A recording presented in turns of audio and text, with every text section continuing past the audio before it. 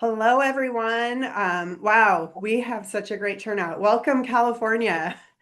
Hey, Janessa, aren't you so excited to see all the people we have on here today? Yeah, it's a really big crowd. I'm just seeing like more people join by the second. Yeah, yeah.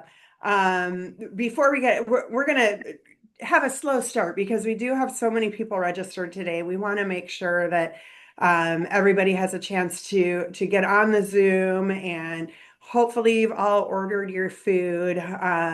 So we're probably going to do a little bit of a 5-minute intro here, and then we'll get started. So that way, that gives everybody hopefully a chance to be online and join us from the beginning because Janessa's got a lot of super great information to share with you.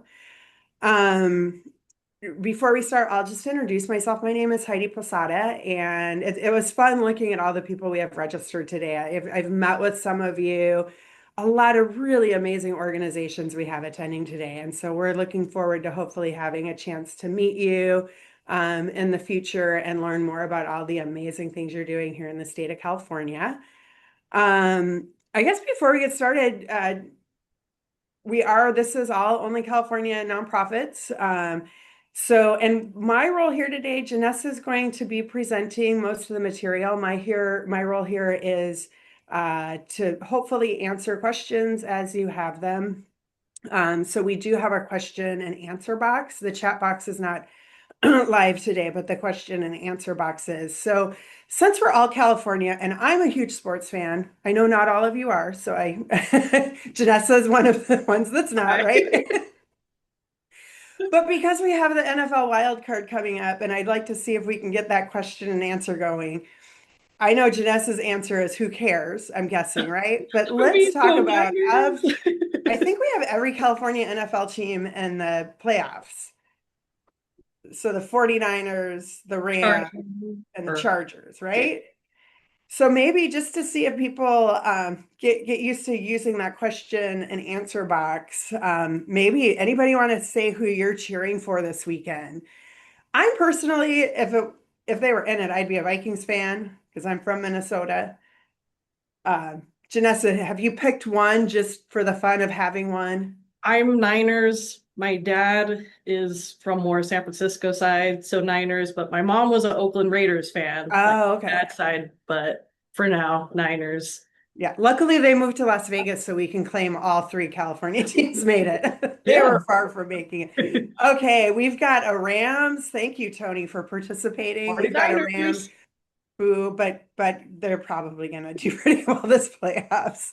49ers, yay. Oh, Seattle. Oh, Yeah, Carol. I've heard of some Seahawks fans. Awesome. Yeah, yeah. I've had some friends that left Minnesota for Seattle, so they're pretty excited. Bang, bang, bang, Niner gang. I love that. That's my husband. I'm the Vikings fan. My husband's a big Niner fan. So, um, okay. So for those of you that are not football fans, maybe just briefly again, working on comfort using that Q&A box. How about, I hope you all were able to order some food. Anybody get some yummy food that you want to share with us? Janessa, I know we don't get to order the food, but but what are you having for lunch today? Yeah, I'm gonna have some soup. Just gonna take it easy on my Nice. stomach and some Perfect. soup. And I Yeah. think I ordered some potato salad just to have more energy. Nice. Nice. Yeah, I think I had a chicken wrap of some sort earlier. I had grabbed my lunch early. I think you're eating after the webinar, Yeah. right? Yeah. Nobody wants to see us eat during. Um, cool. So we've got someone with sushi.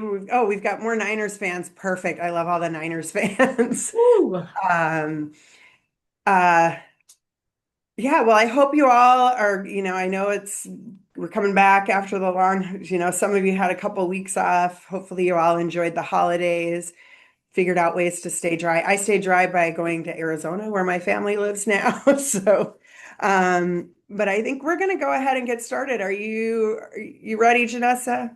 Yeah, I'm Okay. ready. I'll do some quick housekeeping. If I forget anything, I've got my little notes in front of me, but if I forget anything, um, just just tell everyone what I forgot. First of all, this event is being recorded, so and it will be sent to you, I believe, later this afternoon. Janessa will also be following up with everyone after the event. We do have quite a few of you, so we might not get to everyone, hopefully by the end of day tomorrow, but if not by Monday, she'll be following up with everyone with your HRCI credits and a copy of the PowerPoint. And also, if what we talk about is of interest to you to learn more about what we do and how we're saving nonprofits save money, she'll also talk to you about how to set up a meeting with one of us. She's going to be meeting with some people, and I'll be meeting with some of you. Um, the Q&A we talked about, I think that's pretty much it. Is there anything else I don't have to tell everyone where the bathrooms are this time. So is there anything else I'm missing, Janessa? Yeah, if you want more information, we do have our YouTube channel and also our newsletter, and I'll have those links at the end of the presentation. Okay, super. So for those of you, I did a really quick introduction to myself. I'm Heidi Posada. I've been with 501 for about 15 years. So I've done a lot of these webinars. We're excited to have Janessa taking the lead on them now. And if you are interested, one of the two of us will be very excited to meet you on a one-on-one opportunity and review our services and potential savings with you. So with no further ado, I'm going to hand this over to Janessa. Again, if you do have questions, um, um, sorry, if you do have questions, I'll be answering them. It might have to wait until the end of the presentation. We'll see what the volume of questions is. So go ahead and take it, Janessa. All right. Thank you so much for the introduction, Heidi. And my name is Janessa Ponko. I'm the Senior Member Development Representative here at 501. I've been in business development for about 10 years, and I've been with 501 since July 2023. And you'll see Heidi is bowling with me. I think that was like my third or fourth day starting at 501 back in 2023. And our company is based in San Jose, California. And we're in the heart of Silicon Valley, and we're dedicated to helping nonprofits reduce unemployment expenses across the nation. And thank you again for joining to learn more about cost-effective strategies and managing unemployment in your state. So we're going to provide a broad overview on how unemployment insurance works, alternatives for 501c3 nonprofits when it comes to unemployment, how reimbursing works. We're also going to use some real life examples of nonprofits we've helped with our cost analysis, and finally provide more information on our company 501c services and how many of our California nonprofits. We have over 360 California nonprofits that have benefited from our services. So first of all, just wanted to start off with a little history to put unemployment in perspective. Unemployment started in the United States in the 1930s following the Great Depression and New Deal, where the federal government wanted to create a safety net for workers who lost their jobs through no fault of their own. Between 1930 to 1972, 501c3 organizations didn't pay into unemployment benefits when they separated employees. Although this saved them money from paying such taxes, employees that were laid off couldn't reap the benefits of that safety net for-profit companies provided. Now, fast forward to 1972, the federal government changed the law under the Social Security Act to where nonprofits must pay into unemployment, but they were given different options in how they pay so that tax wouldn't be seen as a unnecessary expense for them. And unemployment is overseen on the federal level. However, each state gets to manage their own programs however they choose. So throughout the US, you'll see different taxable wage bases, tax rates, benefit amounts, but we're just going to cover information here in California. When it comes to management, unemployment rates can be adjusted annually and are adjusted by experience. So let's say if you ever have like a year or two of bad claims, your tax rate will increase. And most states, including California, run as a risk pool. So what you're putting into that pool, the amount of money, does not necessarily equate to what you'll get out. And we are seeing that a lot of nonprofits are putting more money into that pool than what they're getting for returns. And then these total tax liabilities by employers, they're often greater than the claims paid with reserves used in times of recession. And to calculate how much you're paying in the state tax, you multiply your taxable wage base by your employer tax rate.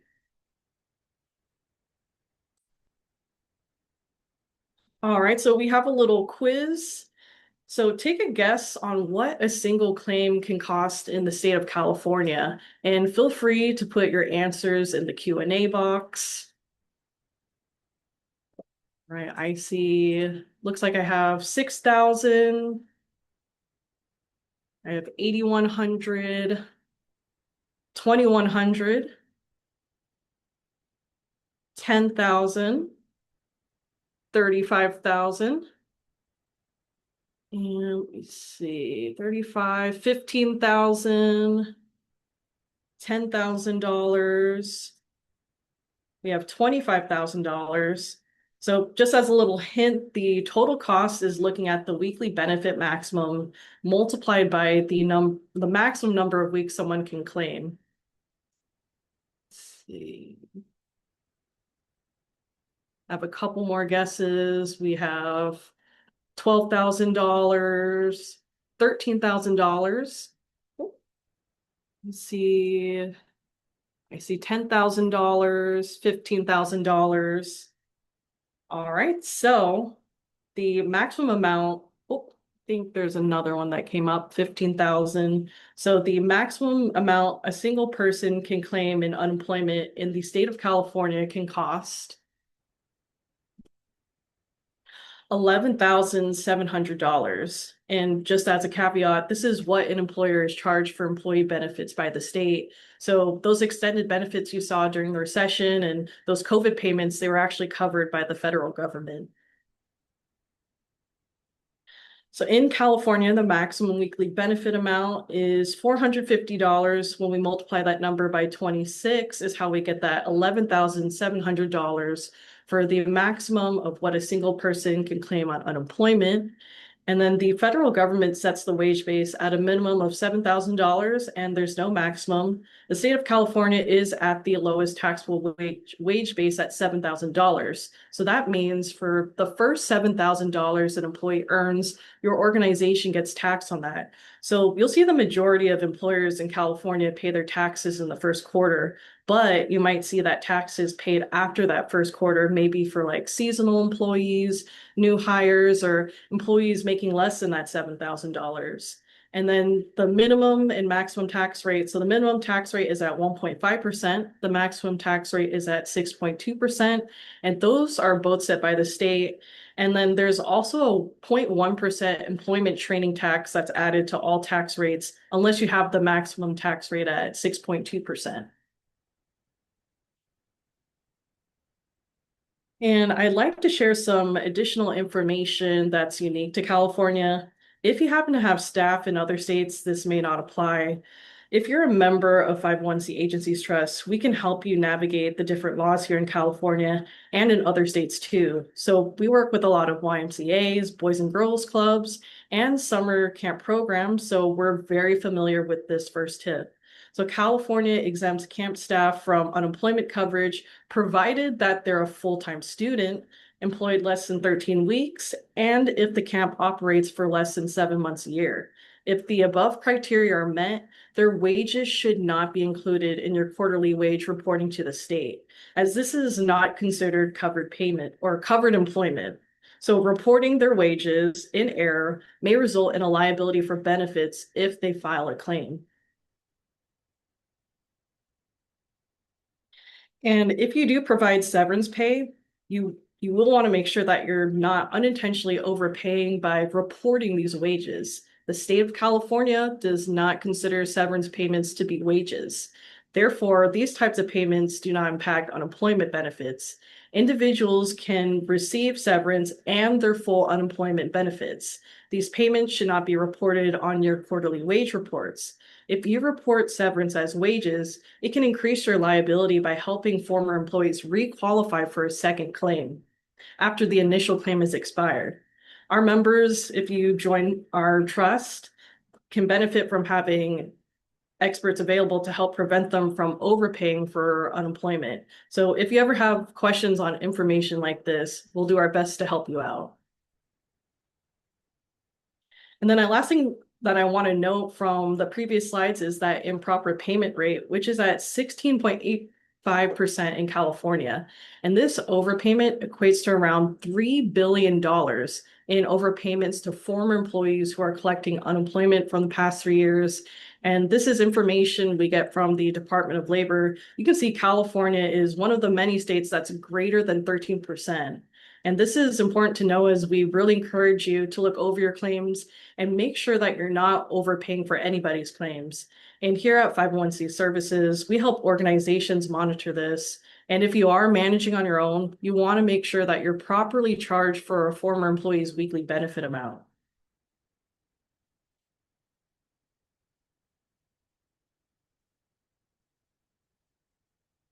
All right, so we have the different alternatives for 501c3 nonprofits. There's three different alternatives.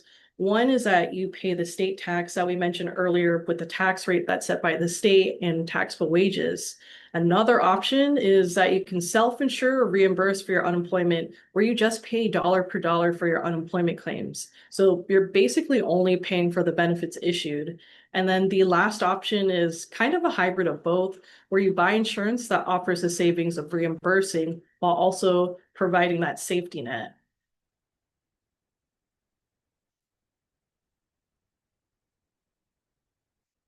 And just to let you know, reimbursing is not for everyone. The qualifications that we look at for considering reimbursing is that an organization must be a 501c3 nonprofit. It excludes religious institutions. And we recommend a gross annual payroll of $1 million or more, because typically if your payroll's under $1 million, especially significantly less than that amount, what you're paying into that state tax pool is probably pretty minimal. So you might not see much significant savings by opting out. However, there are some cases where you could see some savings. So we're happy to look at those numbers, and even if you're just slightly less than $1 million. And then we also look at a positive audit of the past 3 years. So that means in order for reimbursing to benefit you, we try to evaluate if what you paid each year in taxes exceeds what you're paying in actual claims. We also want to make sure that there isn't any like major disruption in funding for the next 24 months. So we do recommend to stay with the state tax system. If you know if you might have anything from like impending layoffs, reduction in workforce, losing funds, or closing programs where your tax rates could go up with experience. And then you'll probably want to wait once those claims decrease. Hey, Janessa, can I just hop in real quick on Yeah. that previous slide? I do want to, because I know we have a few religious institutions on the call today. I do Yes. want to say that it, and I don't know why this slide is, I've used this slide in the past. I don't know why it's worded this way. Religious institutions have the option to reimburse. They also have an option to be exempt. So I don't, if you are one of the religious institutions on here, you have more options than this, but you are included in the reimbursing option. All right. And I did see someone raise their hand. If you want to put a question in the Q&A box, we'd be happy to answer it. Or Heidi would be happy to answer it, and I can see. Yeah. All right. So I'll continue, but once I see like any questions pop up, Heidi will jump back in and answer the questions. All right, thank you so much, Heidi, for the clarification. Oh, yes. So someone did ask about the slide deck. So we are going to send a PDF of this presentation, and I'll send that in the follow-up email along with like the HRCI and Shroom credits.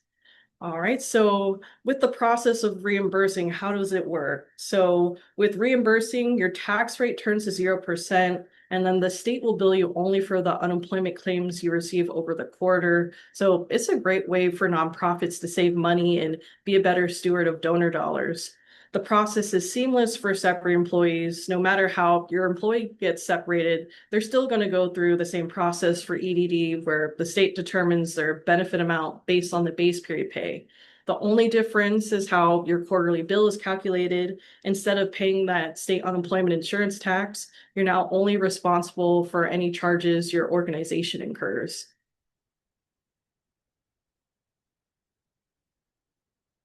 And so we work with 1,500 nonprofits across the nation, and we have over 360 in California. So you're probably wondering what motivates them to reimburse. In most cases, reimbursing saves money. On average, savings can be anywhere from 20 to 40% compared to paying into that state tax system.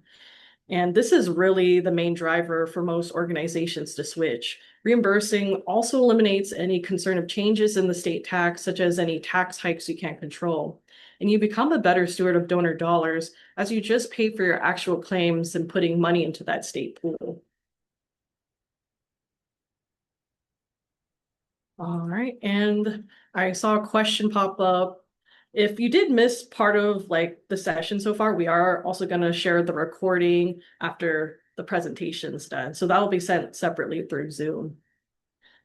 And for reimbursing, because unemployment is managed by the federal government big picture, reimbursing is allowed in all 50 states. It's best with employers with over $1 million in payroll and at least 15 or more full-time employees. So if you're on the borderline, we can certainly talk, as sometimes there may be circumstances where we can consider reimbursing for your organization. And if you are smaller and reimbursing already, we can still consider you for our services and how we can help you reduce your risk.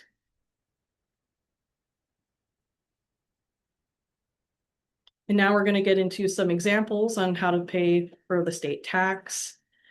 And I do want to talk about how that's calculated, and we'll show some real cost assessments that we've done in the past for our members. And the taxable wage base is customized by each state. So in California, that taxable wage base is at the federal minimum of $7,000. All employees in the state pay the same taxable wage base. It represents the first $7,000 of an employee's earnings. There's no maximum and can increase or decrease by any amount each year. So the tax rate is set annually by the state and is based on experience. To calculate the contribution amount, you multiply that taxable wage base by the tax rate. So with California, it's at $7,000 times the range of 1.5 to 6.2%. So this amount means that if each employee makes over $7,000, a company is paying in between $105 to $434 per employee in unemployment. And how we get started on an assessment is we look at your EDD tax rate notice. Typically, it's sent around the end of December, but many of you may have received it earlier through email in November. The key points to look at in this example is the first highlighted number in the top right, that 2.2%, that's a tax rate. And then unless you have that maximum 6.2 tax rate, you would add that 0.1% employment training tax to your tax rate. Line item number 9, for line item number 9 in this example, the organization didn't pay anything in claims. And by multiplying the taxable wages and tax rate in this example, they were paying around $4,700 in taxes. So that means this organization overpaid close to $4,700 into that state pool. Our team can help you investigate these kinds of numbers and see if there's any potential savings that could be within your organization. And we also have our next two examples will also show organizations that had significant overpayments, and then they eventually became reimbursing employers and also members of our trust. So here we have a human services nonprofit we worked with. The taxable payroll is just shy of $1 million, tax rate 4.7%, estimated claims only $200 per year. And in this case, we looked at a 3-year average of claims. So they were overpaying $45,000 a year. And think of what you can do with an extra $45,000 for your organization. The next example is the taxable payroll. That's around $700,000, tax rate 3.38%, estimated annual claims $5,900, estimated unemployment taxes were around $24,000. So they were overpaying at around $18,000. All right, and now we're going to get into more about 501c services. So we were founded back in 1982 by a former UCP executive. He was looking for ways to save money for his organization, so he came up with the idea of starting a trust. So he created the first kind of grantor trust with 25 nonprofit executives in the state of, or in San Jose, California, called the Joint Unemployment Compensation Trust. And then it eventually became what is now known as 501c Services. And then our trust is called 501c Agencies Trust. And we've now grown to helping over 3,000 nonprofits in various ways across the country. In 2016, John sold the company back to his employees. So we're now 100% employee owned. From our receptionist to the CEO, every member is committed to our company and serving our members. Our services are valued tremendously, with our company having over a 98% retention rate. And then here are a couple of testimonials our members have shared, and you can go back to these later, as I will send the slides in a PDF that'll be attached to the follow-up email I'll be sending. And here's a clip from our 40th anniversary celebration a few years ago that includes testimonials from Anika Lund and Mike Hoffman from Start Early, Mary Sue and Michael Eady from CISC, Sandy Leota and Chris Marshall of Baltimore Center Stage, and Phyllis Austin and Jason Penniger from Boys and Girls Club of America.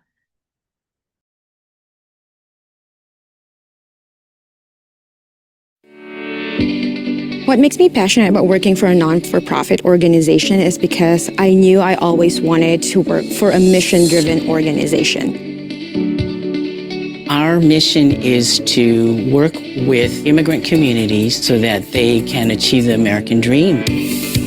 501 helps focus our service to the community by giving us more time. 501 helps us focus on serving our communities by providing services directly to our HR professionals. The biggest benefit for working with 501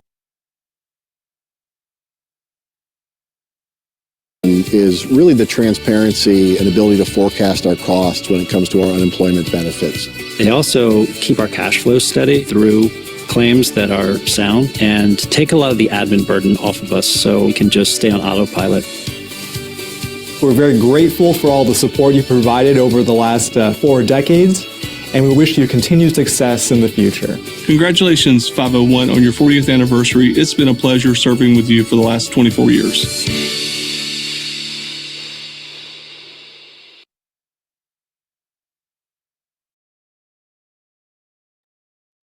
All right, and like I've said earlier, we work with over 360 California nonprofits. This is a quick snapshot of a few nonprofits here in the state that are members.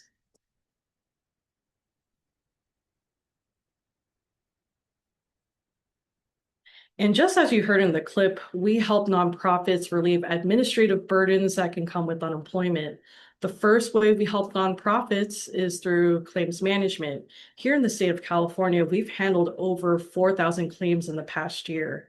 Our team will help you manage, audit, and protest claims. We have unlimited access to hearing reps, and you'll also get a claims manager once you become a member of the trust. And all of your claims will go through this online portal where you'll get notified when a claim has been filed. So when you go into the portal, you can respond to any questions on the claim.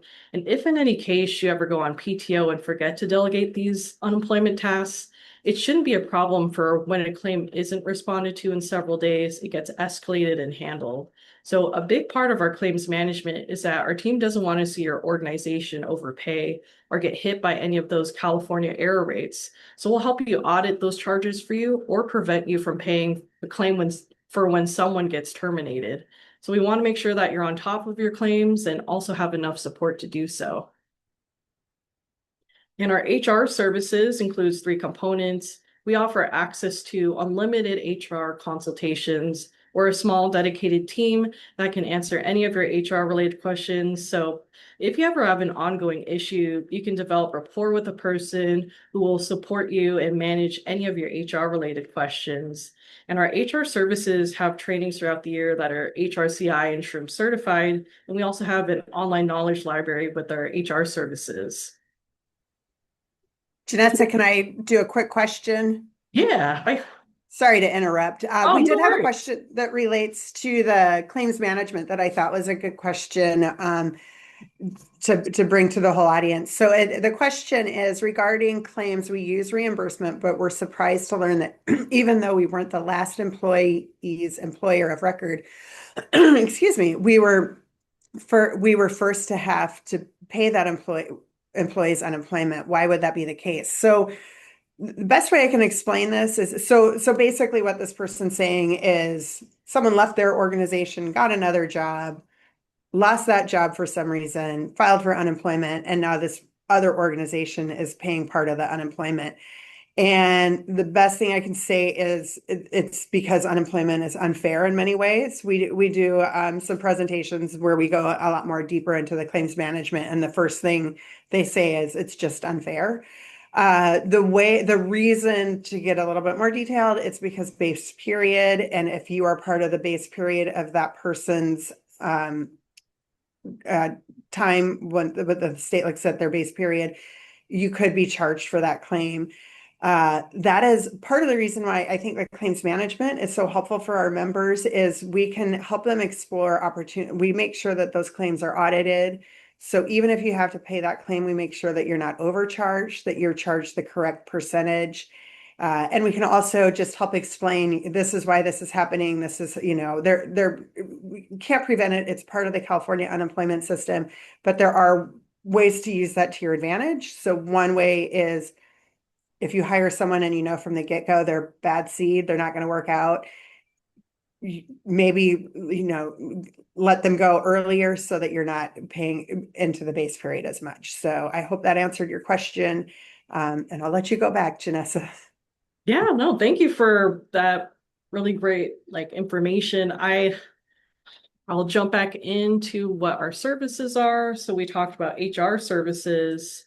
So other than HR services, and if you ever do have to lay someone off, so this kind of ties into if you ever have to separate an employee, with the 450 maximum weekly benefits here in California, our goal is to help you keep that cost as low as possible. When you separate someone, we have our reemployment tool. It offers packages that can range from online coaching, interview techniques, resume writing. Our studies have shown that individuals that use this tool find a job 4 weeks faster on average than those that don't use this tool. It's never fun to let someone go, but at least you can give them the safety net and resources to help them secure a new job faster. And in return, can save your organization more money since they found their job faster. That's like 4 weeks less in benefits that you would have to pay.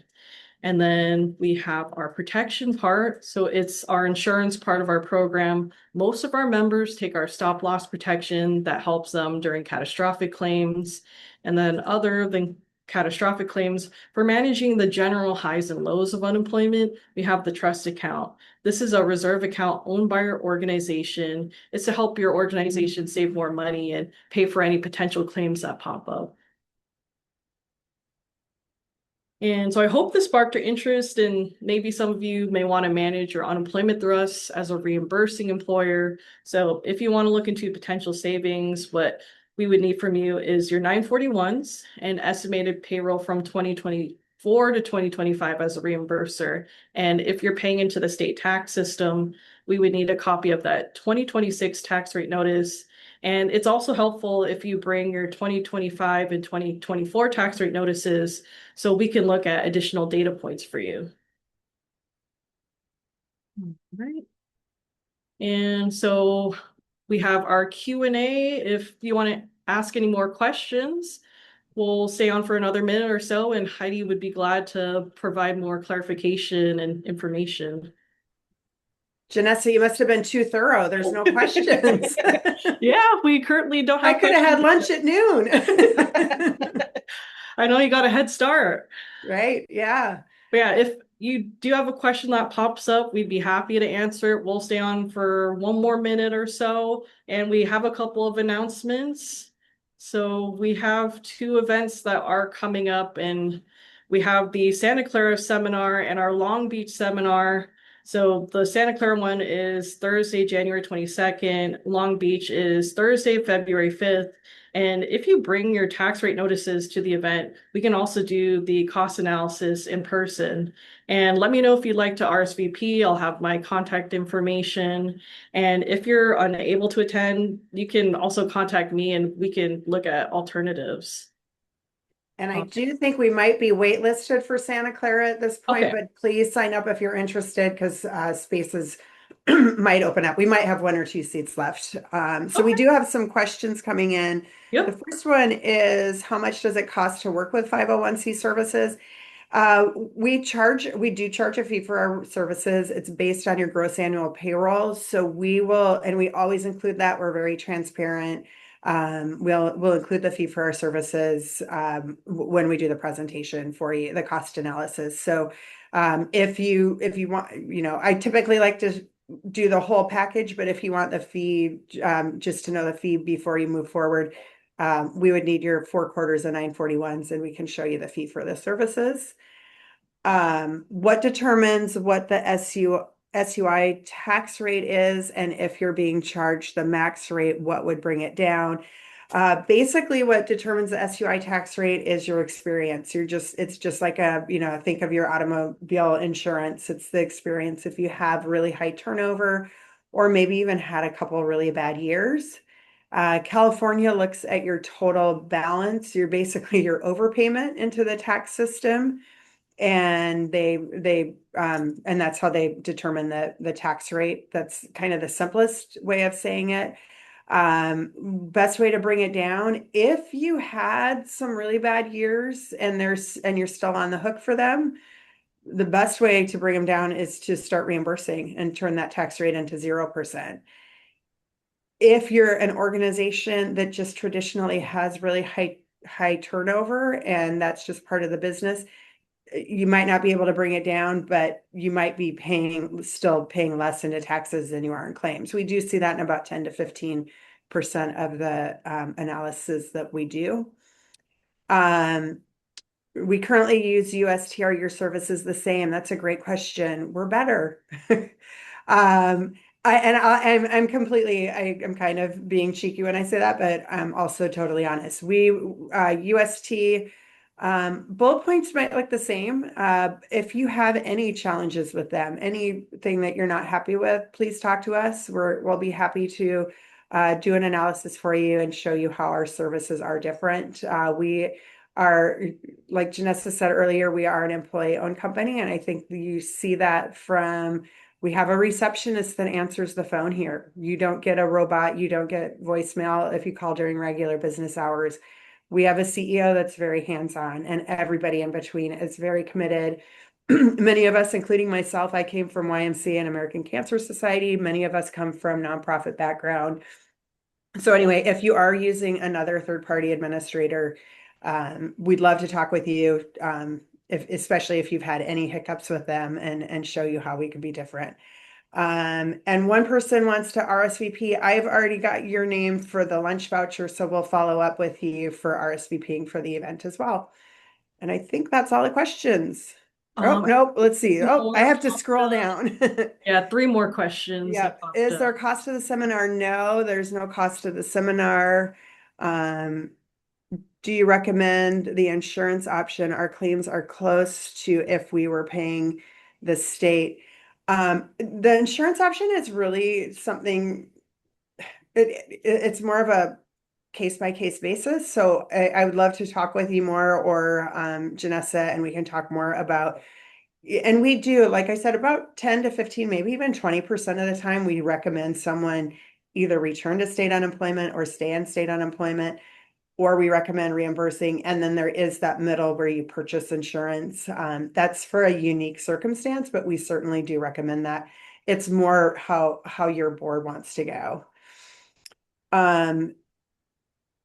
And I'm not really sure what is it at the mod rate question is. I'm not really sure what you're referring to there. So sorry, I cannot answer that question, but in our follow-up, we will work with you and do our best to do that.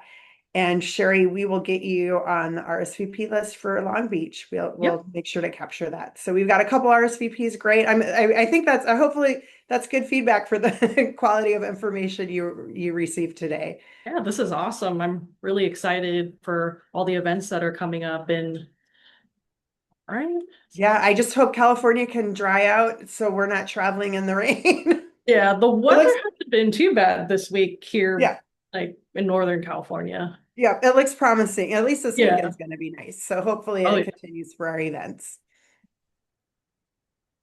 Awesome. So if you do have any more questions, please feel free to ask me them when I send over the follow-up email. The follow-up email will include the HRCI and Shroom credits, a copy of the slides that you've seen throughout the presentation.